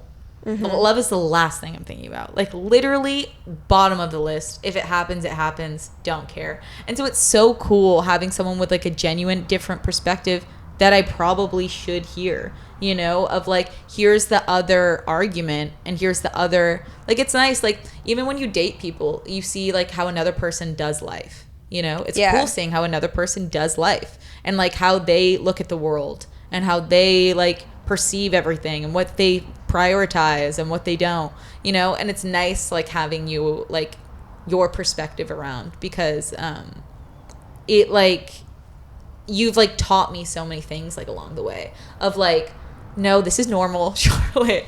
Or, like if it weren't for Scarlett on my life, like, I don't think I ever would have had, like, even a thing with a guy. Like, I would have been out of there so fucking quick. Scarlett's, like, been, like, literally sat me down before and been like, Charlotte, like, all guys can be like this. Like, don't worry. Like, this is fine. You're over dramatic. And I'm like, okay. You're going to be disgusted many times throughout your relationship. Like, there's never going to be a guy that is, like, cool all the time. You're gonna have to get used to seeing someone, like, be uncool, and you stop being, like, fazed by it. You kind of just, like, oh, like, that's a person that, like, is lame sometimes, and, like, that's okay. But like, obviously you, like, that shouldn't be, like, how you see them. Like, you're, like, you don't want to see them as, like, a lame person. You're not gonna want to be with a lame person, but, like, there's things that they're gonna give you the ick.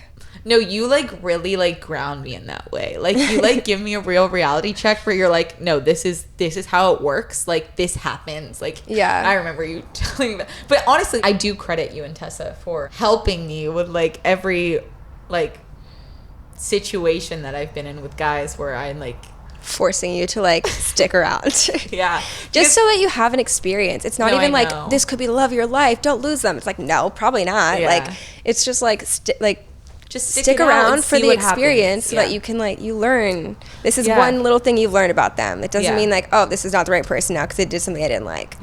Like, it's that's for real so cool, because I've noticed this about you, which is, like, this is where I notice it the most, like, our differences. But it's nice having friends with different perspectives. Like, I think that's actually really important. Yeah, it is. It's vital, actually. But you, like, as soon as you're in, like, a relationship with, if you feel a spark and chemistry with someone, you kind of, like, like no, this isn't supposed to be in a bad way. I actually kind of, it's just the opposite of me. You kind of like ignore the red flags, but in a way, like the reason why I think it's cool is because as someone who does the opposite, like you have lived so many more experiences than me, like with all of these romantic partners. Like not like people you had a lot of experiences. Scarlett's been in like 3 like serious relationships. Like now on her 3rd. So this I'm being insane.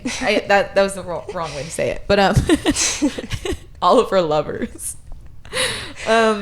But even still, like, and then obviously, like, there's people, like, in between that you don't, like, quite date, which is life. Like, that's everybody, actually. But, you, like, test the waters. Yeah. That's also fun in itself. But I like that you literally, I can tell, are guided by only your heart.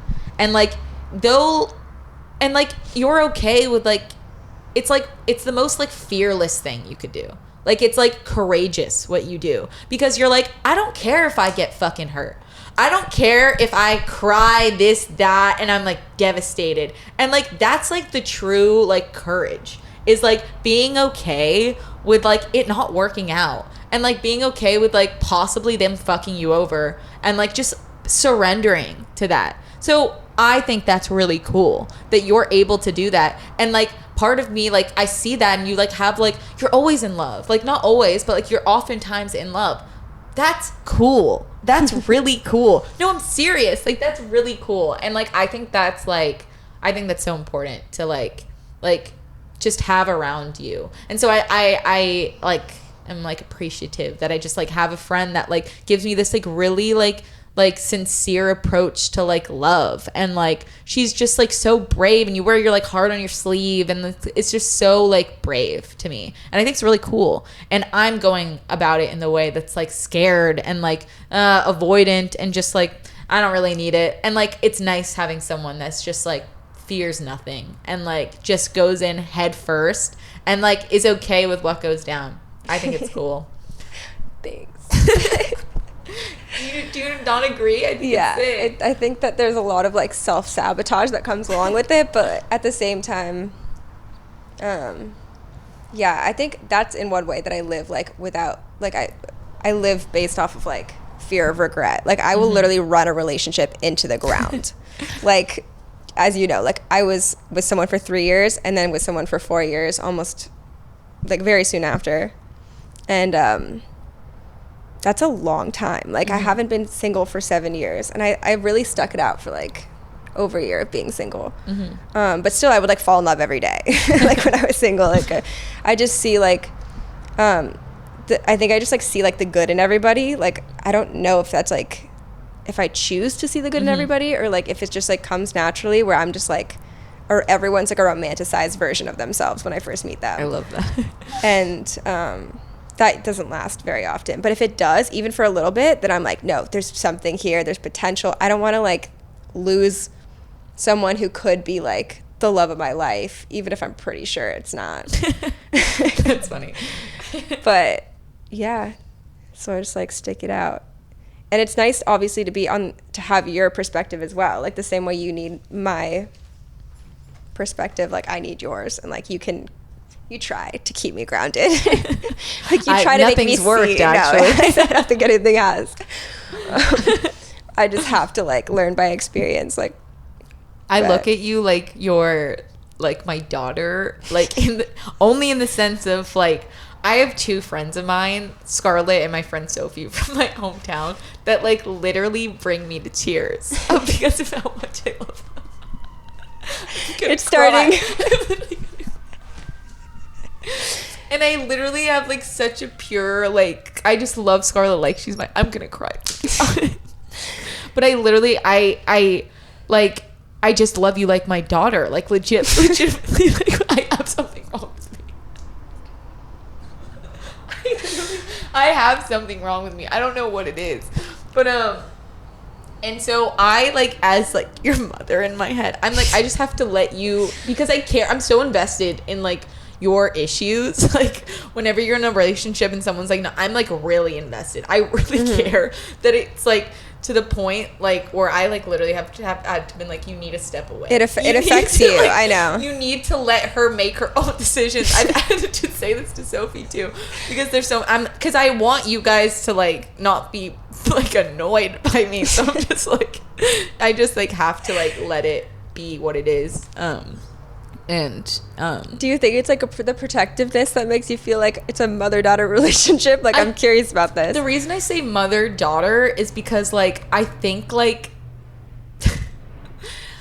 I don't know, like, oh my god, I like hate I like have problems. I literally am so sad. Like, I need help, I think. like the reason I say because I don't know what it's like to like love like a daughter yet, but I think this is like the closest thing. So that's why I say that. Oh my god, that's help. Actually so sweet. No, but I'm so sorry. But like that's why, because it's like such a like oh my god, I apologize. Yeah. No, it's just like annoying for me. Like I would like to whatever, but like how am I gonna phrase this? Like, it's just like I get worried like a mother does. Like, I don't know. Like, I think it's like the closest thing, like in my imagination, to like what it would feel like to love a kid. Sorry. I like literally have problems.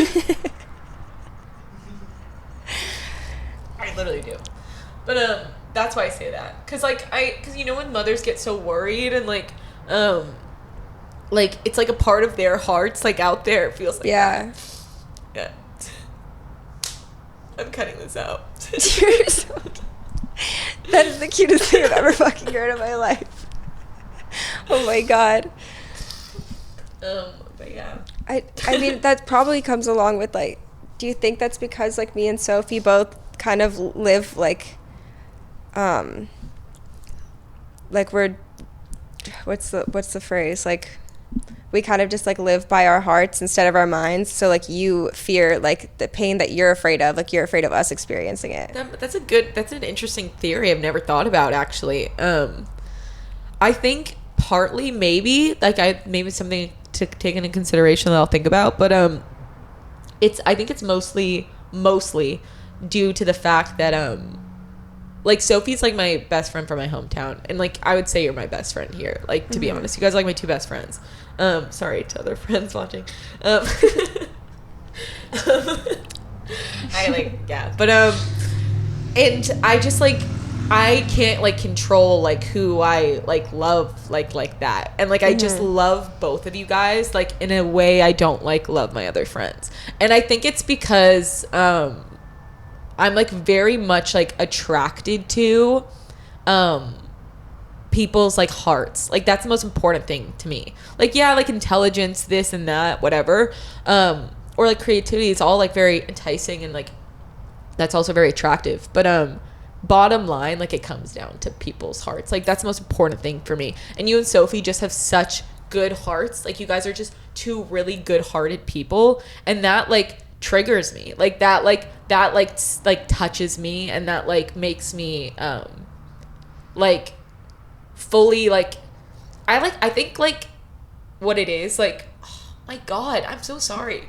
Don't apologize. It's just annoying that like I, even how hard I'm trying not to cry, like can't, and that's annoying that it's out of my control. That's annoying, and that's why it frustrates me. But like I think I have like one of my problems like is I have like an attachment problem, I would say. Like I don't really attach to many things, including my family. Sorry, Sam. I'm trying. She said, oh. She knows. I'm like really trying, and I'm going to get there, and Sam will probably be the first person I do it with. I could see, at least I think so. But I do think Sophie was the first person I actually allowed myself to attach to, because I wanted to attach to something. And I think I did it with you too. And I think I think that's where it comes from. Is I finally, I hate this. But I think it's like I finally, oh my god, this is so annoying. This is so annoying. This is such an annoying issue to have. You don't understand. Being emotional, it's like, it's fine. No, it's just annoying. Like, it's annoying. Like, I would love to be able to stop this. That's what I'm working on. I don't think you like being out of control. That's my next skill set that I'm gonna acquire. I can feel. But I think it's just the fact that I've like given both of you guys like I allowed myself to care about you to, I think, the extent that I can, you know? And I think I just love like people really deeply if I allow myself to. And I think I just love you guys like a lot. I think it's what it is. Yeah. Well, I think that's kind of what you like mean when you say like you feel like a mother like daughter relationship. It's like it's like a family. Yeah. Like you feel like. Well, it's just like I yeah, like it's just like yeah. I think it's just like the equivalent of like loving like the closest thing I can imagine is like a daughter. Because like I don't know if I would like love like my like mom like this, you know, where I'm like worried sick about what's like yeah. You know, you don't really worry about like your parents like that. But yeah, it's like the closest thing. Like I'm sure I'll love my daughter similarly to like you and Sophie. Aww. I like want to kill myself. Damn. Do I still look fine? Yeah. Okay. Be honest. You look like you cried a little. That's it. Cool. But yeah.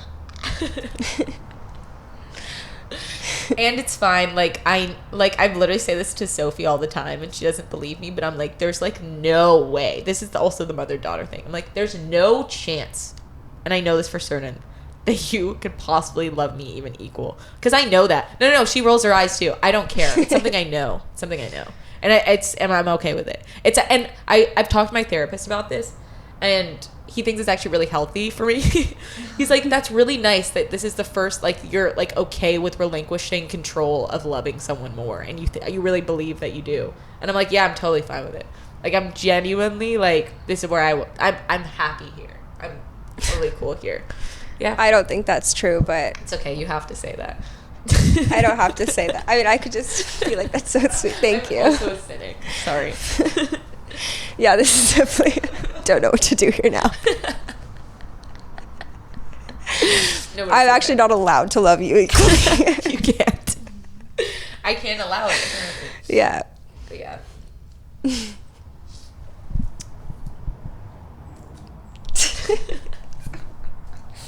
What should we like close on? Oh, we're closing? No, we can keep going. Let's keep going. Let's keep going.